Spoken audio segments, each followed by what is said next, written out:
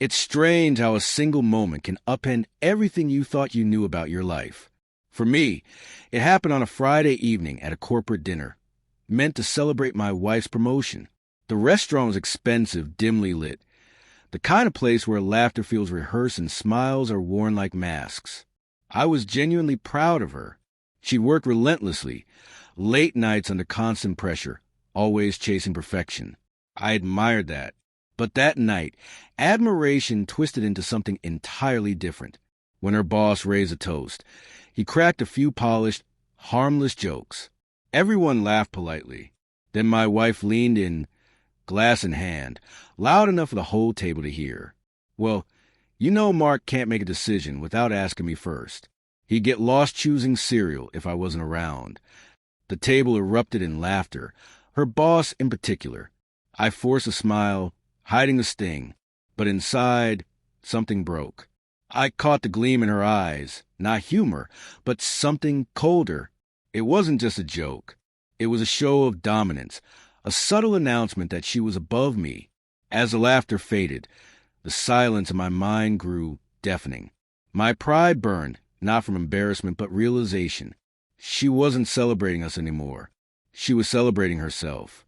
When dessert arrived, I decided to respond. Not with anger, not with scene, but with words that would turn every polite smile into uneasy silence. I began setting my fork down. "That's funny," I said. "I was just about to tell everyone what happened the last time you made a decision without me." Every eye turned toward me. My wife froze mid-laugh, her confident expression faltering. I could feel her silently begging me to stop, but I kept my tone calm, almost conversational. "It was when you decided to invest our savings in that can't-fail project your coworker suggested." I continued, swirling my drink. "We lost nearly $15,000 in 2 weeks. But don't worry, you called it a learning experience." A ripple of awkward laughter moved across the table, forced and uneasy. Her boss's grin faltered, his eyes darting between us.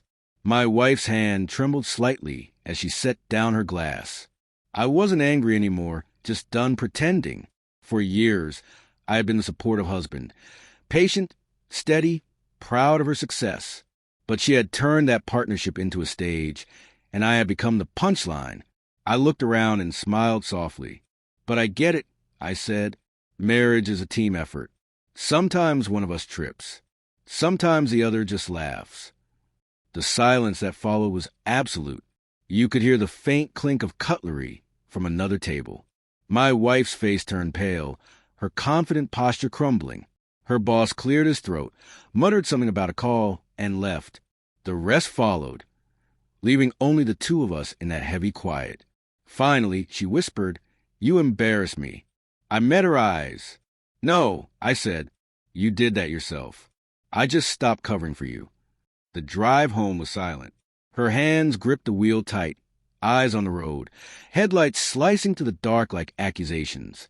I watched the city blur past, the same streets we used to wander hand in hand, when love felt effortless.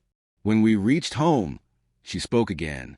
"You humiliated me in front of my boss," she said, her voice shaking between anger and guilt.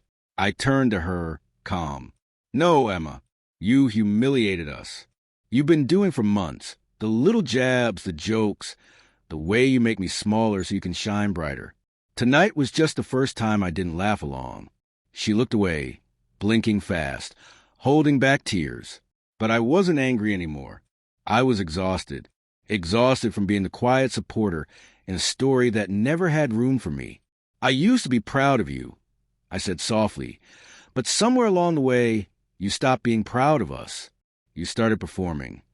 Her lips parted, as if to apologize, but the words never came. I stood, grabbed my coat, and said, "You made a joke tonight." It landed, just not how she expected. Then I walked out, leaving behind the faint sound of her sobs echoing through the house. The next morning, my phone buzzed with a message. "I'm sorry." I stared at it for a long time before replying. It's fine, but some things once said can't be unheard. That was the last time she ever made a joke at my expense.